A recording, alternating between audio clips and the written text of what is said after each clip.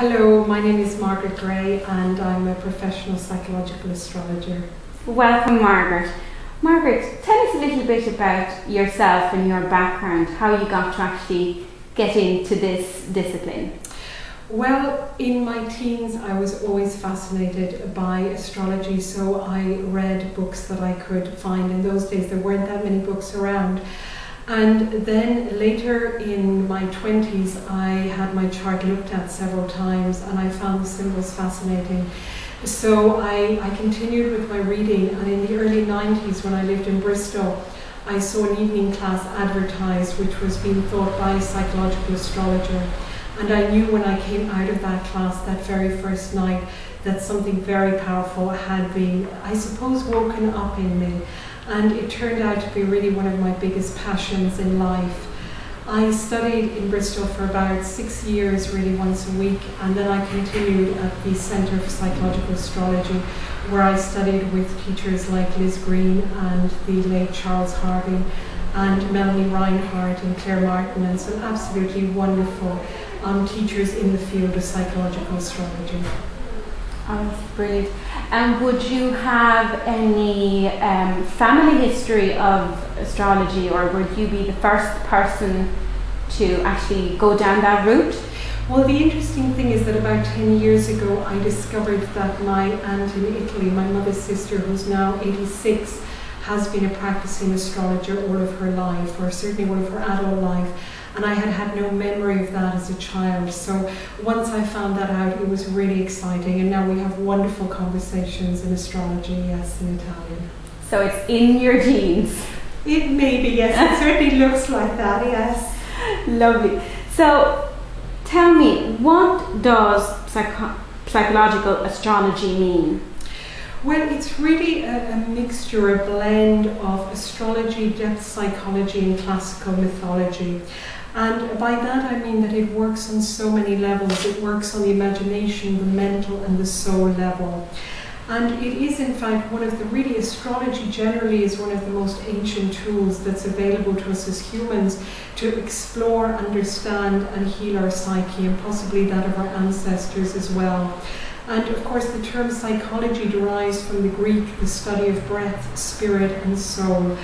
And astrology, really the whole purpose is to really increase our own awareness and really to help us to get in touch with what is our authentic self, what is our meaning in life, where do we want to go in life. So it's a tool, it's one of many tools, and it can be extremely helpful when it's used in the correct way.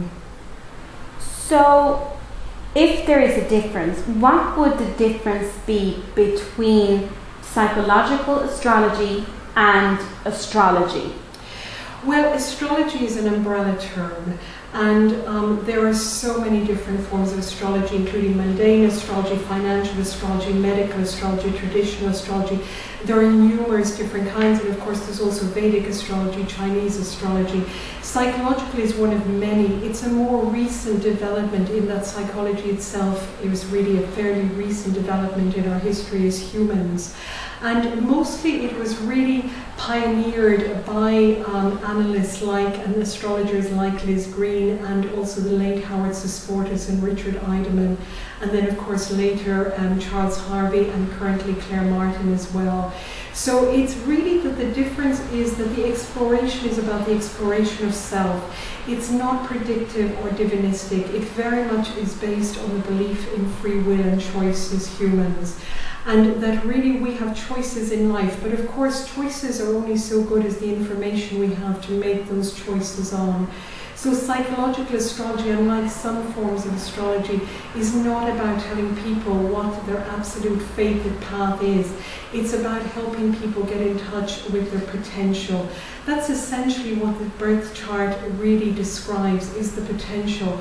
But we all have choices in what we do with that potential, and also we're affected by circumstances in life. So you're saying birth chart. Yes. Is that what you would provide a client with? Absolutely. What I would do is I would draw up a natal chart which looks like this. This is computer generated, And initially I used to calculate them myself, but actually computer-generated charts are probably a lot more accurate than because of the detail that's required than most people can do. Certainly my mathematical skills are not up to much. But the art of working with the chart is really the interpretation of the chart. So once the chart is generated based on the date of birth, time of birth, and place of birth, then it's about interpreting the symbols in the chart, and that is where the information is held. Okay. It's almost like it's a language, really, astrology. So as astrologers, all we're doing is translating a very ancient symbolic language. So it's about learning the alphabet, learning the grammar, and then putting it all together. Okay. And why would somebody come to you for this? People come to me for all kinds of reasons, from all walks of life. Mostly people come to me to understand, to remember more about themselves. There's really nothing in the chart that usually surprises people, but often there is information about ourselves that we've either forgotten or repressed, or going through even the educational system sometimes somehow gets put aside. We all try to mold to fit in with society, and sometimes there are layers that we put up either to protect ourselves or to fit in. And the chart is really back to basics. It's almost like peeling back the layers of the onion. People often come to explore vocation, path in life, especially at the moment where we're going through huge changes in the collective. It's an ideal time for people to really stop and think, where do I get meaning in life? What do I want to do? And if saving up for a pension is no longer really viable or something that people really need to strive to do, then it leaves people much freer to really think, okay, what will give me soul meaning? What will give me soul purpose? What aligns me with what my authentic purpose is for being on this planet? And who would come to you? I mean, would there be a specific kind of person, age group, gender that would come to you? Absolutely, everybody and anyone. I sometimes actually do the chart for children with their parents present, usually initially for the parents with the parents, and then the child can sit in if they're interested at a very basic level. And my oldest client is a client I have in Hawaii who is 94 years old, and I certainly would very welcome anybody older than that. It's ideal for everybody. I also see a lot of psychotherapists, analysts, teachers, people who in turn work with other people, who sometimes will also bring me their clients' charts with the client's permission, and sometimes I can work from it and give them really maybe a different angle that they may not have worked with before. Very good. And would you have to prepare before a session? And would your client need to prepare anything before a session? I do prepare. I prepare on two levels. One, which is most important, is I prepare myself. It's very important that I'm very grounded and centered, because I'm holding the space for the client. It's their time, and it's very important I'm holding the energy.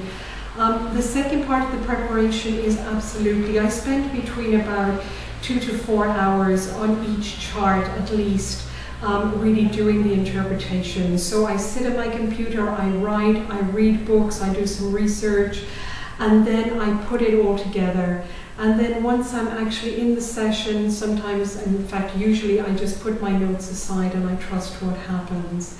And also I should probably add that my additional training is as a social worker, as a clinical social worker, so I do also have therapeutic training in my background. And I think that comes in useful in terms of working with the client. That's good. But would the client coming to you, would they have to prepare anything, or should they just come as is? Absolutely as is. It can be helpful to think beforehand what would be most useful for them to get from the session, what brings them there on the day, but I'm also very comfortable with them thinking about that when they're actually in the room. One thing that's very useful is obviously for people to really come free of substances, because then they're much clearer to absorb the information at the time.